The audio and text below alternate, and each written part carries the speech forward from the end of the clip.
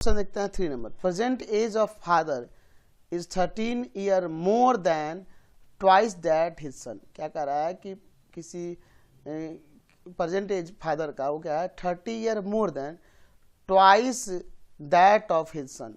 अच्छा, वो 30 ईयर ज़्यादा है किससे? अपने सन के एज के ट्वाइस से। After 10 year age of father will thrice यानी 3 टाइम्स हो जाएगा एज ऑफ हिज सन, यानी कि 10 आफ्टर 10 ईयर 10 साल बाद अपने बेटे का कितना हो जाएगा? थ्राइस हो जाएगा, 3 गुना हो जाएगा। Represent the situation algebraically and geometrically, तो वही ग्राफिकली रिप्रेजेंट करना है यहाँ पे। तो यहाँ पे 2 लोग हैं, एक फादर है और एक उसका सन है। तो यहाँ पे ले लेते हैं कि लेट प्रेजेंट एज की बात करना ना, let present age of father ले लें क्या? एज ऑफ फादर या सन ले लें, सन भी ले सकते हैं, फादर कोई भी ले सकते हैं। प्रेजेंट एज ऑफ फादर वो क्या हो जाएगा? x ईयर्स, ठीक है। And present age of his son, son का क्या हो जाएगा? y ईयर्स ले लेते हैं। सन जो है y ईयर्स का है अकॉर्डिंग टू क्वेश्चन। क्या करा क्वेश्चन के आंसर कि क्वेश्चन के अकॉर्डिंग कि present age of father is 30 year more than twice that his son. तो फादर का एज हमने x लिया है, यह x किसके इक्वल है? तो अपने सन के एज के ट्वाइस से 30 ईयर मोर, तो इसके ट्वाइस से 30 ईयर मोर हो गया, एक सिचुएशन आ गया। एंड दूसरा सिचुएशन क्या है?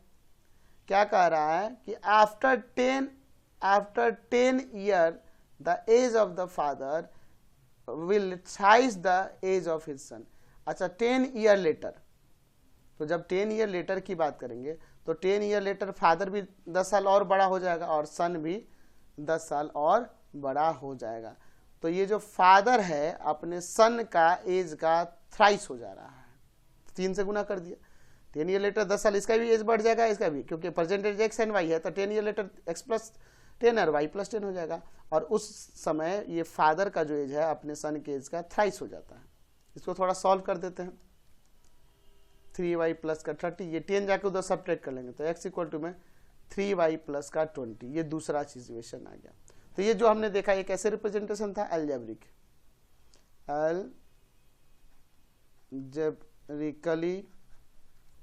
रिप्रेजेंटेशन।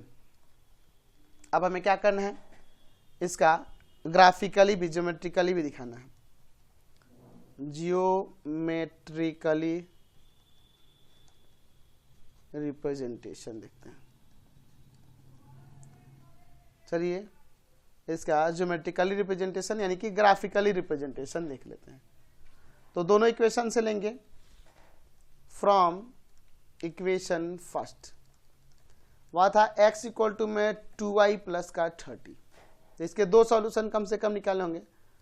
पुट कर देते हैं y की जगह पे सपोज 10 पुट कर देते हैं, तो x इक्वल टू हो जाएगा 2 इंटू में 10 और प्लस का 30, तो 20 और प्लस 30 कितना आ जाएगा? 50 आ जाएगा। अगर मैं पुट कर दूं y इक्वल टू में सपोज 0, तो x इक्वल टू में 2 इंटू में 0 प्लस का 30, ये तो 0 का बच जाएगा 30 ना। तो मैंने इसके 2 सॉल्यूशन यहाँ पे निकाल दिए। इन दोनों सॉल्यूशन के लिए मैं यहाँ इसका एक चार्ट बना देता हूँ, x एंड y। x का वैल्यू आ जा रहा है 50 जब y रख रहे हैं 10, और y जब 0 रख रहे हैं तो x का वैल्यू आ जा रहा है 30। अगला from equation second, equation second से x इक्वल टू में क्या है? 3y प्लस का 20, तो मैं यहाँ पुट कर देता हूँ y इक्वल टू में 0, तो x इक्वल टू क्या हो जाएगा? 3 इंटू में 0 प्लस का 20, ये 20 आ जाएगा। अगर मैं यहाँ पे पुट कर देता हूँ y इक्वल टू में सपोज कर लीजिए आप 10 ही पुट कर देते हैं, तो x इक्वल टू में 3 इंटू में 10, 3 इंटू में 10 और प्लस का 20, ये 30 और 20 50 आ गया। ठीक है, तो मैं यहाँ पे भी इसका एक चार्ट बना लेता हूँ। x एंड y का हमने 0 पुट किया तो x का आया है 20, फिर हमने y का 10 पुट किया है तो x का आ गया है 50। चलिए अब इसका मैं यहाँ पर ग्राफ दिखाता हूँ, ठीक है। चलिए, तो ये आपका एक्स एक्सिस है, तो यहाँ पे ले लेते हैं एक्स और इधर मैं लेता हूँ एक्स डैश। निगेटिव में नहीं लिया क्योंकि सारे वैल्यू पॉजिटिव में है, वाई एंड वाई डैश। यहाँ पर हम लोग 10 20 करके लेके आए। चलिए देखते हैं, यहाँ 10 20 30 40 50, चलिए 60 तक ले लेते हैं, वैल्यू 50 तक ही है। यहाँ पर ले लेते हैं 10 20 30 40 50 60। एक्स का वैल्यू है यहाँ पर 50 और वाई का 10। एक्स का वैल्यू है 50 एंड वाई का 10। एक्स का वैल्यू है 50 और वाई का 10।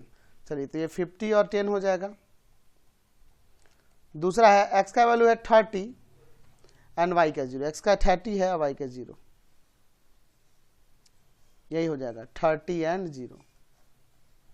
चलिए, तो इन दोनों से होकर जाने वाले लाइन की अगर हम बात करेंगे तो कुछ इस तरह से जाएगा यहाँ पे।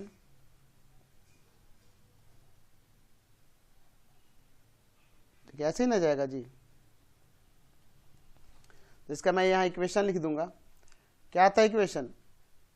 x इक्वल टू में क्या था जी, 2y प्लस 30। दूसरा मैं ये देखता हूँ, x का 20 y का 0, x का 20 एंड 0, ये हो जाएगा। फिर है x का 50 और y का 10, तो 50 और 10 यही हो जाएगा। तो इन दोनों से होकर जाने वाले अगर हम लाइन की बात करेंगे तो देखिए वो कैसे जाएगा जी, वो इस तरह से जाएगा, ठीक है। तो इसका इक्वेशन मैं यहाँ पे लिख दूंगा, क्या था जी, x इक्वल टू में 3y प्लस 20। चलिए, यह है x इक्वल टू में 3y प्लस का 20। दोनों ग्राफ यहाँ पे इंटरसेक्ट कर रहे हैं यहाँ पे, तो यही इसके सॉल्यूशन हो जाएगा, यानी x हो जाएगा 50 एंड y हो जाएगा 10। तो सिचुएशन को बस रिप्रेजेंट करना था, यहाँ पे हमें सॉल्यूशन नहीं बताना था। ऐसे अगर आपसे पूछे तो यहाँ पे ये 50 एंड 10 हो जाएंगे, है ना, इस पॉइंट पे इंटरसेक्ट करें इसलिए। यानी कि 50 क्या हो जाएगा जी, फादर का एज, और सन का एज हो जाएगा 10 ईयर।